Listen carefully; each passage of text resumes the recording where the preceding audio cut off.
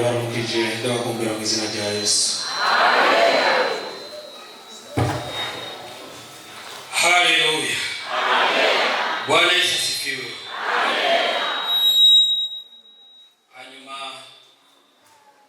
turashimiye abakozi b'Imana bakaye kano kanya kugira ngo turamukanye nawe.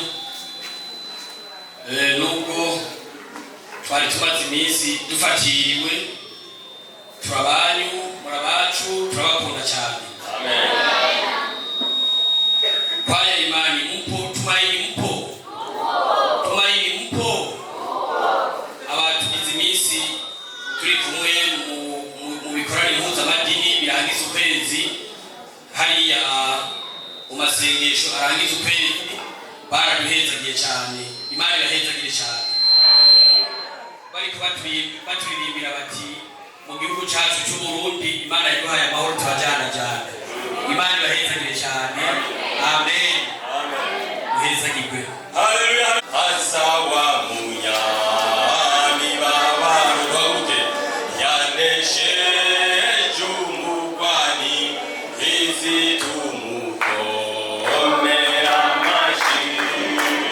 Haleluya, haleluya, haleluya, haleluya, haleluya.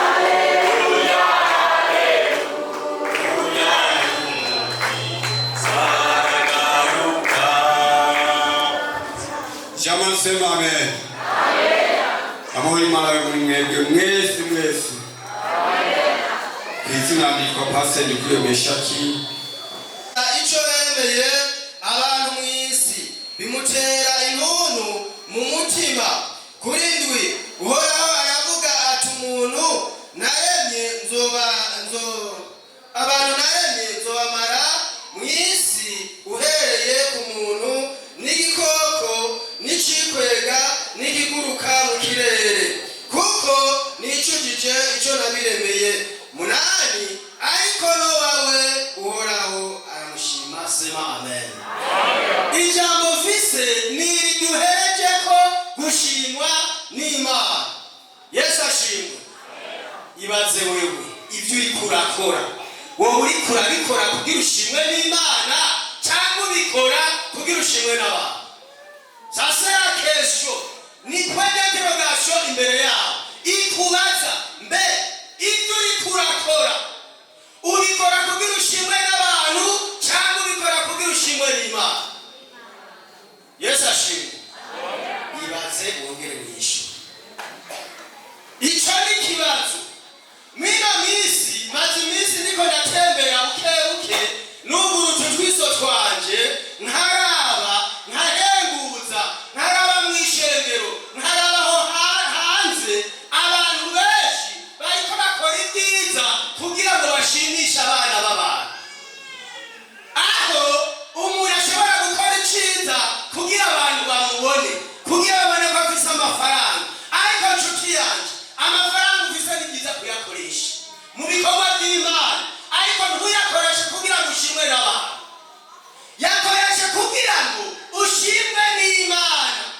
Niba wafashe imfuvyi ugafasha abapfakazi, ntuzubikore kugira ngo ushimwe na leta cyangwa ushimwe n'abantu, ahubwo bikore nk'umuntu ariko yandikisha mu gitabo cy'ubugingo hariya mu ijuru.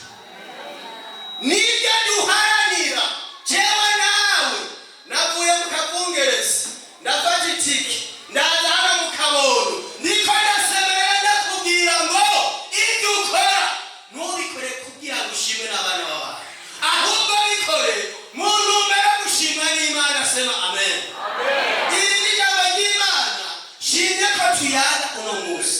Uyu wundi nawe yavuze ngo akanyu musina kanyu kumbure nagira ubuntu nzogaruka mu Kabondo, ariko uno munsi programme mu Kabondo kumbure tuzohora ku Muyange, duhure ku Mukubano, duhure mw'ibarabara.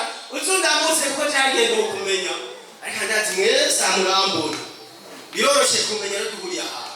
Ariko je bizonyora n'utuvere ngo nagayanye oya birashika, ariko biganuke ndagusigi mu bikorwa byose uri kurakora ukorera Imana, ukora aho hanze mu kibano ntuzubikore kugira ngo ushimwe n'abana b'abantu, ahubwo uzukore kugira ngo ushimwe n'Imana yakuremye. Sema amen.